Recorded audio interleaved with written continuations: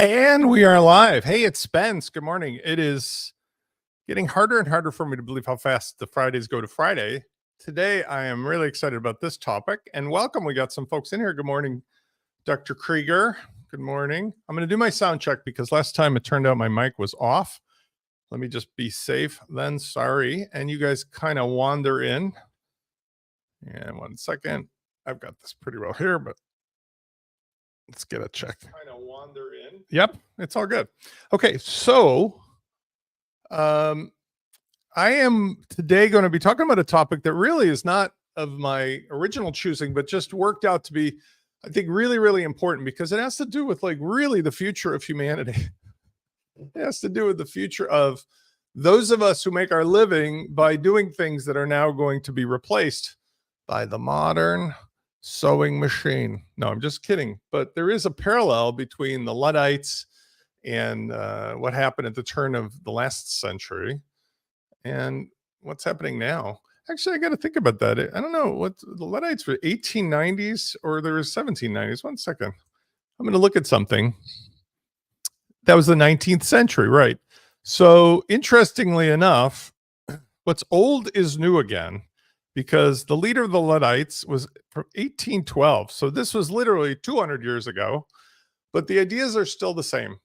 We're talking about something that is for the first time really, and I'm 57, in my modern, progressive Gen X life. I've seen everything from going from horse and buggy through space travel, through the internet, through everything. We're really in a position where those of us who've been doing mundane tasks the same way for hundreds and hundreds of years, even using computers, are now faced with what are we going to do about that? And I don't know about the rest of you, but I am a little bit of a Trekkie fan, or at least I was in the old days. And I'm going to pop this chat out so I can talk to you guys separately. You have two ways that you can approach this. By the way, do you notice I got groomed? I went from Don Henley 1970 to Don Henley 2017. Thank you to Sophia Casal, my personal dog groomer. You have two ways you can approach this. Number one, you can do like the Luddites and kick and scream and say, no, burn down the mills, burn down the textile factories. This is stuff that we always used to do with a needle and thread, and we're going to keep doing the looms manually and blah, blah, blah. If you know the story of the Luddites and so forth, you can look it up. But the idea was that didn't work out. We all know progress is progress. And in the next century, we had a similar thing that happened with Henry Ford and the cars and the automobile production manufacturing assembly lines and so forth. And that worked out pretty well for the rest of us. But in terms of people who were maybe hand assembling wagons, it didn't work out so well to sit there and argue about it. Well, you can tell which way I'm pointing you. It seems to make very little sense to kick and scream about the fact that, hey, for the last 20 something years, we've been making websites by hand, and we've been using screens, and we've been using keyboards and mice, and we've been typing and looking and learning these esoteric languages like HTML and CSS and PHP and now React and jQuery and all this stuff.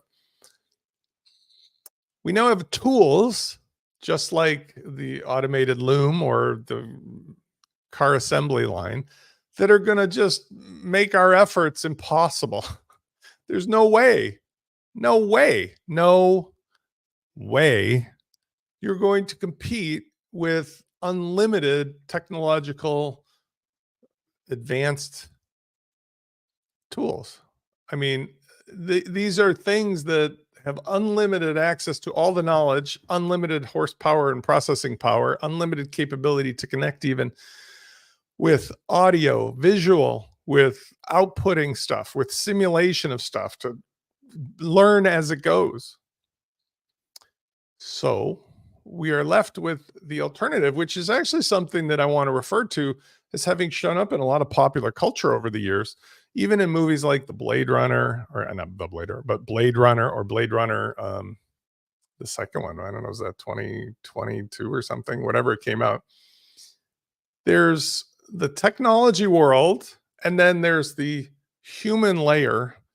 The human layer moves from being slaves in factories and slaves and doing all things craft wise one-to-one, and it moves into a different layer, which could be dystopian. We don't know, but it's just the inevitability of it. We are talking about you right now, maybe making your living or using tools for your business, where you're primarily in the craftsman stage. You're in the building it ourselves or using the online tools, whether it be Gutenberg or full site editing, or whether it be some other tool like a Shopify or Wix or Weebly. You're making the thing that shows up on a screen that people have to look at and type into, maybe a little bit of voice. And most of what you're being paid for now is to create that thing. You're like literally carving the wagon wheel out of wood instead of being in the all the wagons are made by robots business, and I'm going to be in the human being business. So you can probably see where I'm going with this, but I'm going to talk about it in a tangential way. In a world of AI, you are not going to win. I will bet on this. Nobody is going to win by competing with the things that the AI does best. Instead, you have to go where the AI cannot go. And the AI cannot go in all of these movies, in all of our popular culture and writing. It cannot go to the humanity part of the equation, which is, I think, underneath all of this, because really, even when you were making stuff craftsman style, you ultimately had to still sell stuff. You still had to talk to the customer who had a pain point. There's nobody that I know of in contemporary times that has a robot that's out making its buying decisions for it yet. Soon, maybe. And then I'll have to come back and rethink this whole thing. But for right now, until the Terminator is born and AGI happens, the human beings are still the ones that have the business, have the thing, the need, the want for the website, for the technological solution, for the thing that your skill set can deliver. And so this actually gives you an advantage. And this is where I'm going to go back to, again, geek out, but in Star Trek, I'm going to quote it exactly because otherwise it's going to be bad. The Kobayashi Maru. I'm going to give you where the exact episode. This first appeared with the original Captain Kirk in, I want to see which episode. This is so geeky, but what the hell? It's Friday and it's gorgeous. It was introduced in the opening of Star Trek II, The Wrath of Khan. But I believe it referenced something that happened, obviously, in the early part of Captain Kirk's career. And it essentially was a test that they give to everybody in the Starfleet Academy, where it's an impossible to win situation where you're being attacked. It was literally like Sophie's Choice. And Captain Kirk is notorious for having beaten it, but he didn't beat it, in my version of this, because he outwitted the computer. Instead, he used his human ingenuity, his human cleverness to go outside the bounds of what, let's say, even learning an LLM is, like a language learning model. They learn by observing, by reading, by absorbing, but they just don't always, at least yet, understand the nuances of humanity and how we do stuff. So Kirk beat the system by essentially reprogramming the computer. So instead of beating the system, he won because he thought outside the box and he reprogrammed the computer. Well, let's apply that same thing and change the rules for what your business might look like. Today, more than ever, businesses need to be having some online presence, or they need to be accessible at the end of an AI search or an AI reference. In other words, today, or up until recently, Google was the only game in town for people to look for your business. Or maybe it was paid ads on Facebook, or you did TikTok or YouTube or other videos that were social media. And you oftentimes got the best placement, almost always, by paying money to the intermediary. Well, now with AI and with some of the other search tools, the indexing and all the other things that used to be relevant in the past, those algorithms, proprietary algorithms, are no longer relevant, because now AI has all knowing, all seeing, all access to almost all of these things. And it will be sending people to you or not based upon other factors. But human beings will always act the same way.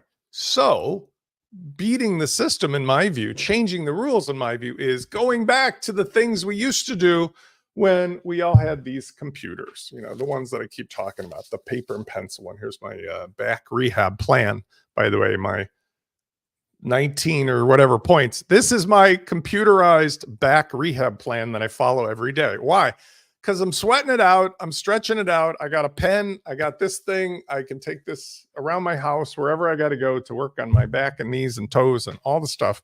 And in the same way, that is the kind of concept I'm saying. Human beings who are your ultimate customers are the ones that are going to continue to act as they have been since we were wherever, however we got here. Take your belief system.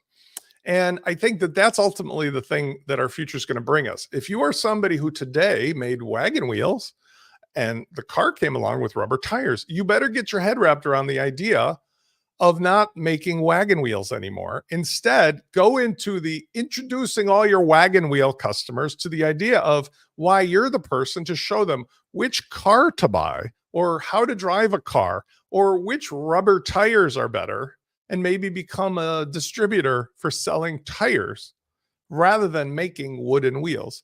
Dr. Krieger says, merely having a website goes a long way to getting referenced by AI tools. The social media folks don't get cited. Yeah, I mean, you bring up another good point. When it comes to the rules of the game, up until now, everything has been controlled by really the Google. Let's be honest. I mean, you can debate whether you think they've been truthful. I don't think they have been over these years, because when they were created, they had a, one of their mantras, or maybe it was one of the premises of the building, do no evil. Well, they've done a shit ton of evil. And they've been basically dangling a carrot on a stick in front of everybody for the last 20 plus years, making everybody dance through hoops to follow some mysterious algorithm that they keep changing, and they don't tell anybody what they really are doing. I mean, that doesn't sound unevil to me. That sounds pretty evilish. AI breaks the rules because we really don't know what it does or how it does. And each language learning model can be programmed individually. But even when you use a particular model, you can tell it to do different shit. I mean, you can say to it, I want you to go here, but not go there. I want you to look for this, but not that. I want you to use these sources, but not that.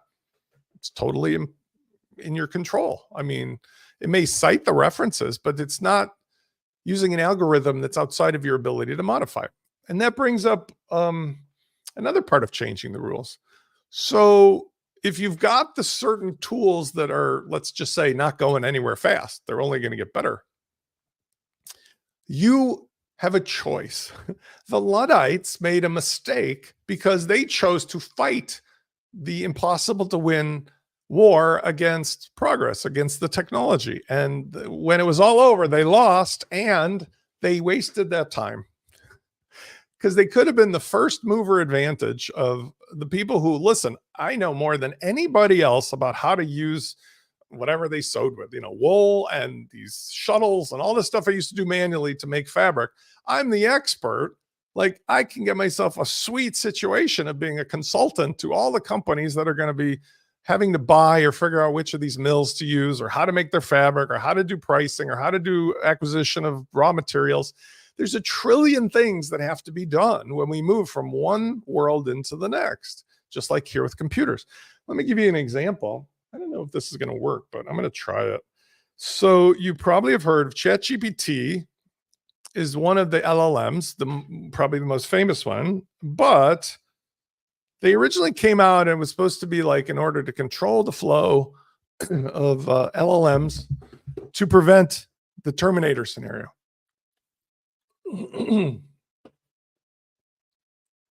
But what is, oh, okay, hold on. It's going to start talking to me. I'm going to put it up to mic. But, okay, stop. Okay. So I've got this new ChatGPT 4.0. I pay for it. It's $20 a month, but I paid for it before. My point is, there is a point at which the technology like this is going to change the metaphor of how we interact. For example, I was talking to Anne, I'm not sure if she's here today, how unbelievably enamored immediately I was with the idea that, not necessarily right now because it's on speakerphone, but when I use my headset and I talk to this thingamabob, I don't want to say the name, I am able to interact and get the information I want and even do some transcription and recording and some thinking and some research while I'm walking through the park, riding my bike, while I'm in the hot tub. And not having to look even at the screen of this device is a huge improvement. But the fact that I can program it and train it like I've been doing the last couple of days to do things means, along with the way it talks to me, I've got this crazy new way of interacting that abandons this whole thing, this screen and the keyboard. And there is Anne. Hello, Anne. I'm glad you made it. She has been experimenting with you. Live long and prosper, fellow Star Trekian. Okay, so I don't know if you can hear this, but so here's the deal. I chose some college dude. He's super chilled out. ChatGPT at Spence. Listen, I'm giving a live webinar now on YouTube. Are you familiar with YouTube?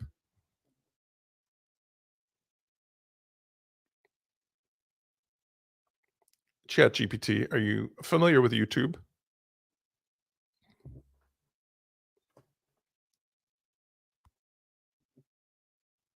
Seems to be having a problem. Hey, ChatGPT, are you familiar with YouTube? Oh, see, that's a good example. I love when I do the stuff live and it fails hard because I'm going to see if I can reconnect and make sure they got to go. Hey, ChatGPT, are you familiar with YouTube?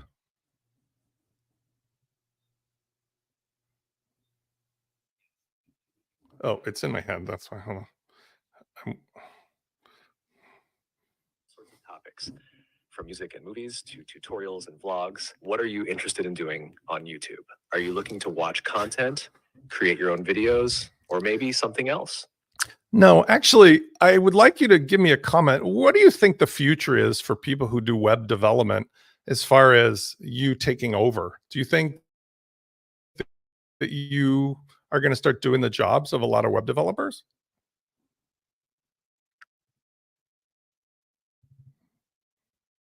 That's an interesting question. AI and automation are definitely changing how web development is done, especially with tools that can automate coding or design tasks. However, rather than completely taking over, I think AI will mostly serve as a tool to assist web developers. AI can help streamline repetitive tasks, optimize code, and even suggest design improvements, but it's not likely to replace. But hold on a second. I mean, what if I make my living doing websites? Won't it just be better to have AI do it? And if so, what should I be doing with my time?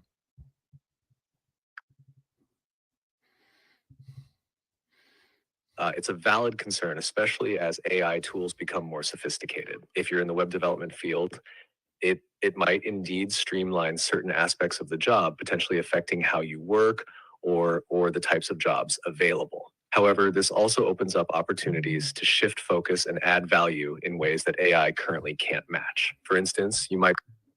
Okay, one last question, because I'm going to get back to my webinar. Should human beings be concerned that we're going to be no longer able to make a living doing stuff on the internet like we used to because AI is going to take that over?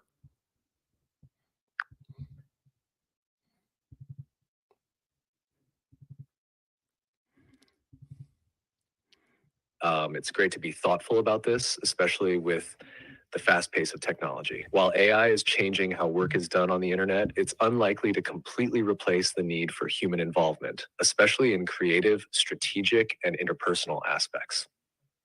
Okay. Thanks, ChatGPT. Okay, that was fun. I don't know if you could hear that. Could you guys hear that? Let me know in the text. But the takeaway is, listen, if you ask the Terminator to logic and reason, it might actually work it out. I don't think it has a nefarious nature to it, but it's realistic about what's going on. And I think you heard a little glimpse of that. I don't really ask it for advice, but it's just very clear that it's going to shift people upstream. I chose a voice. Anne said she chose a different voice of something more cheery. I chose what apparently is laid back college dude having some edibles while he's working, because I actually enjoy it. He reminds me of some people I know, but like, he's just like so super chill that it sort of calms me down. This is another aspect of the humanity part of things. I don't know about you, but the reason I sell so well is I'm super hyper. I'm super wound up, but I'm also super, like, I like to think confidence inspiring by reading humans' faces and their expressions and their tone. They're like reading between the lines, because at the end of the day, that's where my big takeaway is. For many of you guys, I think what you're going to end up selling is peace of mind. I keep using the word concierge, but you're going to be saying, look, technology is going 8 billion miles an hour. There's all these crazy things. Like, I just held my phone up. Do you realize how crazy? Just think about this, how crazy it is that I've got an iPhone that now is so powerful that it has all of humanity's knowledge, not only at its fingertip, but in real time. In real time, it can have a conversation with me and sound exactly like a human being. I mean, this is beyond all the Jetsons episodes of my childhood and everything else. Now, I don't know why we don't have flying cars, and I don't know why they haven't released what I believe to be the free energy and the medical sciences, other than we know they're milking pharmaceuticals and gas for all they can. But I do think that that's the issue, is that we all were promised in science fiction a future where humanity gets a better outcome as a result of technology, but it really can go both ways depending on how it's used. So the only thing that we really have that we can reassure our clients and our customers, ourselves, our family, is that we will become as knowledgeable as possible. And then that is the thing that we are selling. That is the thing that we become experts at. And in doing so, like I was referring earlier to that underground culture in Blade Runner, there's all the technology and the 3D holograms and the police and the predictive things, and you got to get your retinas replaced in order to get in and out of certain nightclubs. But there's the street culture. There's the like off the grid culture, because humans are humans are humans. And you can think of it in the animal kingdom if you want to get weird. Like, if a bumblebee came to my window and it was like knocking with its little wing, knock, knock, knock, knock, I want some help, I would look at it like, I don't even know who the hell you are. I know you're a bumblebee, but like, what are you trying to say to me? We're not on the same level of experience or world. Well, that's what AI is going to bring very soon to humanity. And I don't think we're really ready for it. But at the same time, like, a bumblebee can talk to other bumblebees and waggle its wings in a pattern and tell it, like, it can speak its own language to other bumblebees. They understand it just fine. So our challenge, for financial, economic, capital reasons, woven into the larger philosophical and science question, is what can we do to have continuity between our humanity and our experiences thus far and what's coming or what's here? Because it ain't going away, and it's getting exponentially quicker. I mean, I don't know when they did this. I got to look it up. But like, ChatGPT became mainstream like last year. When did ChatGPT come out? I'm still Googling. November 30th, 2022 was 3.5 and paid for 4, whatever. I don't know if that's actually that version. It might have been an earlier version, but it's literally less than 2 years. Thanks, Dr. Krieger. If you look at the graph of how things are going, it's like not just going like this, like incremental. It's going like, and this thing they talk about with AGI is going to happen. All right, so let me give you a couple practical takeaways. I don't know where any of this is going. I don't know where I'm going to be in 6 days, 6 weeks, 6 months, 6 years. I speak about my physicality. I speak about my spirituality. I speak about my humanity. I speak about my capitalism. I speak about the nature of being a human being, because to me, that's the more pertinent question today. As a society, as a humanity, I think we're going to be having more and more things that are going to be extremely disruptive to the old status quo. At the same time, a whole generation of boomers will hopefully go on to their final resting place peacefully and leave room for the Gen Xers and the millennials and the Gen Zs and everybody after, because God knows we need to change the paradigm. For now, since we are all in transition, the snow globe is being shaken up, I'm going to give you 3 takeaways of things that seem to work. Number 1, you can use the tools to increase your leverage as a single person, like an entrepreneur, solopreneur, creator. You no longer need an army of freelancers or people to do stuff for you. It does not mean that you should not work with them. It means that there are different things that they will do versus you can do. So, for example, your planning, your strategy, your idea conception, the thing that you actually are using as the basis for making money, you can do a lot of that stuff, if not most of that stuff, by yourself now with the help of a coding assistant, with the help of an LLM, with the help of a GPT, with the help of a verbal thing, so that you don't have to rely upon so many outside experts. Because right now, you and we're all at about the same level of expertise. It is like Brave New World. So number one, embrace the tools. Be curious, be like a kid. Use those to figure out, like, what pains do I have that this can help me figure out? Because each one of those pains is a potential product or service or thing that you can do for other people, whether you sell the service, whether you sell yourself and your time, whether you sell a course or something else that you make around it. We're really in a new transitional period where you could be like racing off to California with your shovels. Number two is think about the humanity and the relationship as the thing you're selling, not the technology. As someone who can code independently, I have a little bit of an advantage using the new tools to code because they are like preteen teenagers who need to be explained in literally sentence by sentence detail exactly what to do, what not to do, and how to do it, or else you'll end up with a result that makes no sense. And unless I had the previous experience with knowing what I want as the outcome, I don't think that it's at the level now where you can just go, write me a plugin that does this. It can't. It just cannot. And it also does things like it hallucinates, or it takes stuff that I know is possible, and I literally have to see the result and go, are you kidding me? And like when my kid goes to the Walgreens, he's such a good kid. He's very eager to please. If I need him to get a gallon of milk, I go, it's the 2% Hillshire Farms. It's on the left side of the store when you walk in. It has a blue cap. It's $2.99. Pay with the debit card. Like, I got to go A, B, C, D, E, F, G, and then I get a good result. If I just say, go get me a gallon of milk, he'll come back with like Kool-Aid milk or something like that, or the 2 pounds of butter. And in the same way, you have to take the knowledge that you do have, see whether or not there are pains that you can solve, and think about the humanity who needs that in the same way, rather than trying to be in touch with, I'm going to be an expert at developing stuff, whether it be code or whether it be courses. Because at the end of the day, one of the things that's also true is number 3. Simplify everything down to its last, if you can, one component. I'm doing this all the time, and I'm going to give you some examples, and then I'm going to follow up with some sales ideas for things that you can do, because I'm having good success with this as well. If, let's say, in the past, Ron Popeil, like, when I was a kid, it would be like the pocket fisherman. It's the Mr. Microphone. It's the blue blocker sunglasses. In contemporary times, the sponge daddy.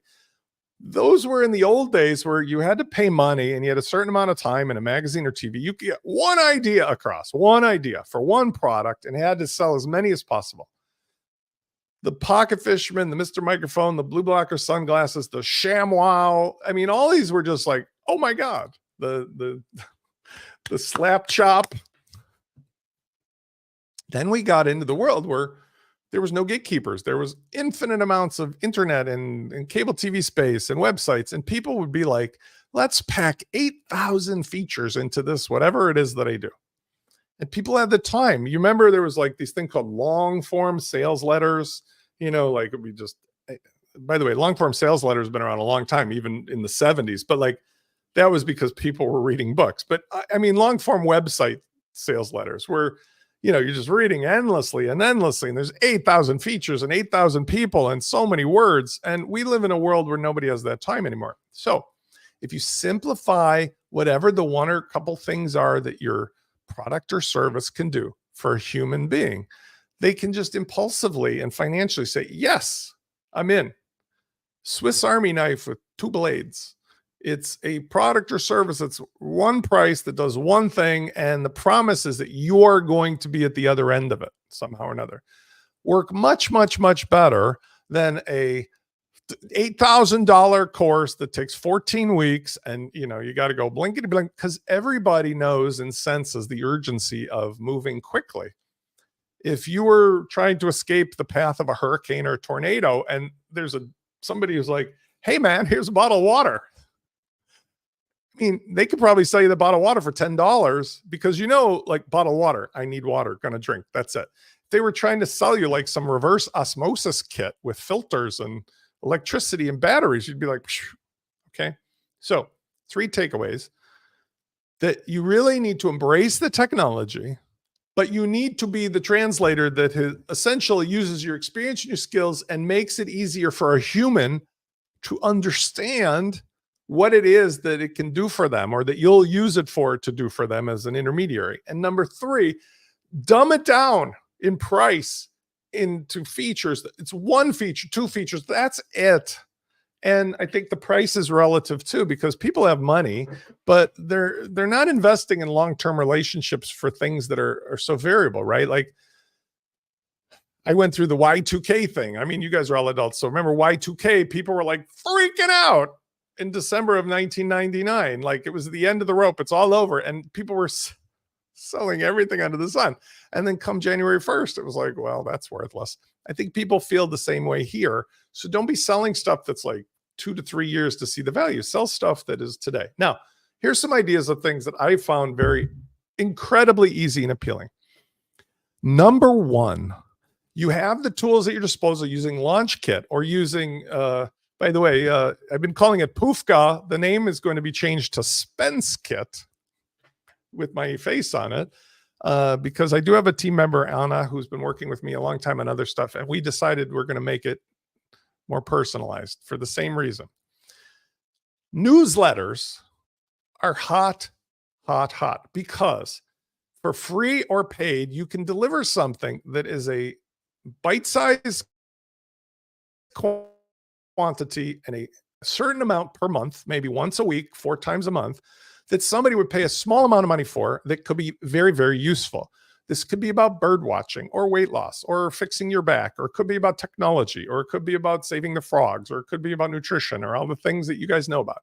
But either way, you can use it for free to get people on a list to start being in a relationship with, but you can also sell if you deliver content that's valuable. For example, the new Spence list is going to be an upsell from my normal newsletter. It'll be $9 a month. Stay as long as you want. 4 issues a month. Each of those is going to have what I just described, which is, I'm constantly creating these little one-off solutions or marketing automations or little tchotchkes that I use in my business from all of my knowledge. They're too small to be products. And I don't feel like just like throwing them into a random blog post, because that just never works. But if I put them into like Spence Kit, I'm now an expert, I think. People trust. And for many people, it's like, maybe it's Spence shows how to do some custom CSS thing that applies to the larger problems that I'm dealing with.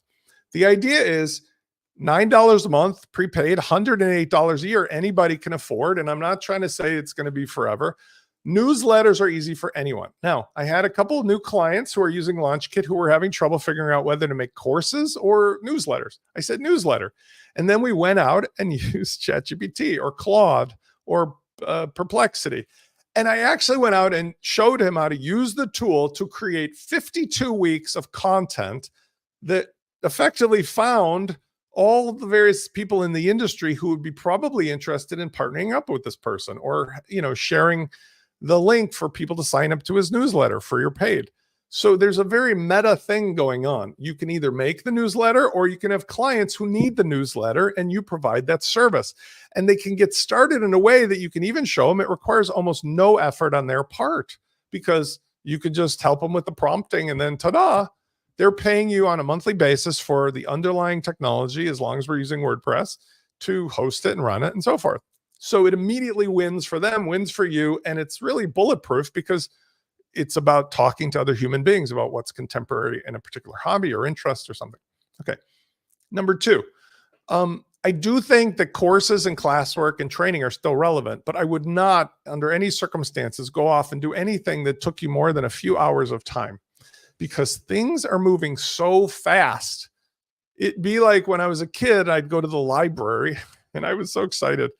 I was into all kinds of aviation and cars and model aviation. And I was like, every month I'd go to that magazine rack waiting, hoping that the new magazine came out from Road and Track or Car and Driver or, RC Model or something. We're in a different world, like a different time frame. Now I wake up in the morning, there's 472,000 things that are catching my attention from everybody under the sun. I do not have the time, the patience, or the inclination to go and take on one more long form thing. If I need a certificate to drive a forklift, if the insurance company will give a discount to the employer that I work for, then I will take the forklift course. So you could be in the business of providing certification and courses that are contemporary and useful for a financial side benefit. Those are great ideas using the launch kit and otherwise. But even if you make it for your own audience, make it short, make it sweet, make it 2 hours. That's it. And move on. Lower your price point down to bite size, a la carte. Let's go to buffet lunch and get back to work. Not, I'm going off to get a 5-year degree. And then finally, the sales. There's 3 business models that I find are working really, really effectively. Number one is the lifetime purchase, but there is the traditional monthly subscription, and then there is the all-in-one, call it a kit. The lifetime purchase, but is you sell something that you only take the money for once, like Poofka, like Spence kit. It's got pieces from launch kit, but you only pay for it once. And I support it for up to a year with email, but that's it. You'll get the lifetime of the software updates as long as I'm on the planet or we're on the planet. But I'm not selling you like indentured servitude. So you have to be really clear, because there's no rules here. You can make your own rules. Do a product or a service that bundles up some of the things that are really good, even if it's software from the open source realm. By the way, you're welcome to just take the same software I'm giving you in the launch kit, put it together in a box along with your expertise, sell it one time. Why? Because there is a trend, and I think that that's logical, that people are like, look, I'm willing to throw $279 or $197 at something today. It feels better to me than, paying $27 a month in perpetuity. And I think we're seeing backlash on what happens when greedy companies get involved. They ruin it for all of us, like the Netflix, Hulu, Disney. They took what was supposed to be this like awesome, all-inclusive, no ads model for getting your content on, I don't know, Prime. And all of a sudden I've got like 450 advertisements, and Netflix is telling me that I don't qualify as a family TV because I'm not in the same IP zone as my mom or my, sister or something, even though it's clearly we're related. So don't be greedy, but use a model that, like, for some people is like, yes, I need to have that. I'm all down with, I'm throwing $300 your way today, because that also gets rid of the churn problem. When you do sell a recurring revenue product, like even Launch Kit or Launch Kit to go, there has to be a sticky element to it. It has to be sticky. If you're just selling coursework or content or knowledge, that is not necessarily going to be sticky enough. A newsletter at $9 a month is sticky because it's like, do you notice I said prepaid? $9 is guilt-free. Like I read it, I don't read it, I use it, I don't use it. Nobody is going to be concerned. It's in that safe space. But if it was $24 or $30 a month, some people would go, that's like $360 a year. That's real money. I don't know if I want to stick around. Like, I haven't been to the health club in 3 months. Maybe $29, $39 a month is too much for the health club. For that, I could have bought some weights on Amazon. So if your monthly subscription is not super, super sticky, i.e., I'm hosting your website, i.e., I'm giving you the software updates, i.e., I am providing you personal answers to questions. Like, these are things I do in LaunchKit. You're going to have harder time with churn. It doesn't mean it's a bad business. It just means that people aren't necessarily going to stick around unless there's something that they really need to use all the time. And then finally, there's like the versions of that. So, you can have different things that bundle stuff together and become more valuable. It's like if you did the same thing as a monthly and you turned it into an annual, you can fix a lot of the ills that come from just reminding everybody every month of a problem. So I'll refer to some of the things like I've talked about here. Some of you have this. If you have people that have a page for their personal profile, that's pretty sticky.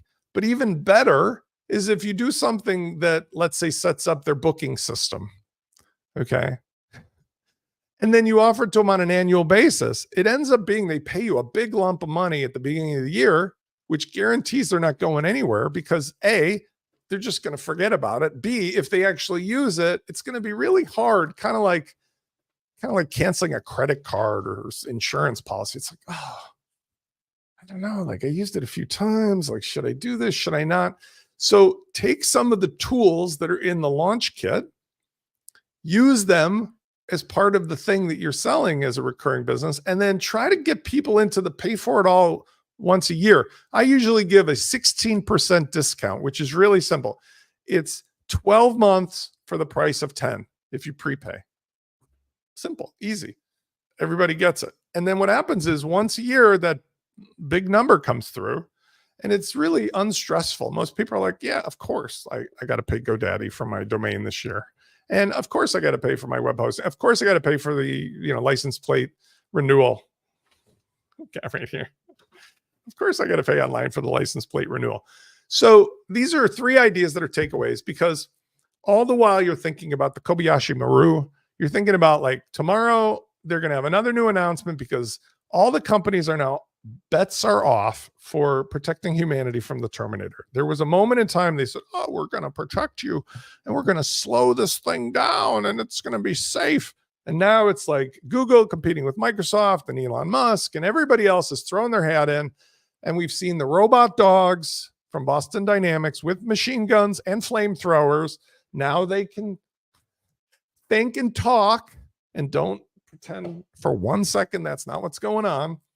And at the same time, there's evidence that these things could be the greatest thing for humanity ever, because if they were used for good, they are able to discover new formulas for medicine or science or curing disease or helping people. But in the wrong hands, they're also basically forcing our ultimate rapid demise if the flaring of the sun doesn't get us first. So on that cheerful note, I've always been an optimist. At the same time, I am a stoic. I wish for you to understand I am here for you. I love all of you guys. You make it possible for me as a almost, near the end of my second term, going into my third trimester of life, to have a purpose, to have a meaning, to have something to look forward to, because I think that's the secret to life and happiness. Someone to love, something to do, something to look forward to. And even though I try to temper my daily ups and downs of amazement and disappointment and other things with stoicism, I'm overall choosing always to be glass half full. And I think you guys will do really well if you do the same way, because you only have one thing that can really help you in this world when things are out of control. Do things that you can control. You can choose to, like I suggested, embrace the technology, focus on humanity, and simplify things down, because there's so much more money to be made, and then make products like I told you about that at least I'm finding good success with. Easy and simple, either for yourself or for your clients using the tools. Maybe subscriptions, but if there's subscriptions, you go ahead and push people upstream to annual payment and bundle and make them sticky, all the while being aware of the fact that tomorrow is going to blow your mind with what comes out next. This is Spence. I've enjoyed today. I'm going to go outside because it's 80 degrees. I'm going to get on my bike. Physically, I am not where I was, but I'm not where I want to be yet, but I'm getting there as fast as I can. And I do think I'm improving, but I've set my timeline much farther out. So now I'm like, as you can tell, functional and groomed, but I'm just managing all the things that are happening to me and not being so in my head about it should have happened X days ago. Instead, I'm more like, well, it's gorgeous and it's sunny and I got a million things to do. So I think that's been very helpful to me. And I like to share that with folks who are struggling with their own issues, including maybe yourself, because we all feel that way. That's part of being humans. And it's one of the reasons why I hope I'm helpful to you but I know that you can be helpful to somebody else. And that's all we got, people. That's it. Once the Terminator has come in and we're all, in the trenches fighting it, it's just, we're all going to be humans finally, instead of fighting with each other, because that's the way the man wants it to be. I hope you enjoy your Friday, your weekend. I hope you join me at the lunch kit or some of the other products. I look forward to seeing what you guys are building and keep in touch with you. Till then, peace. Enjoy the weekend.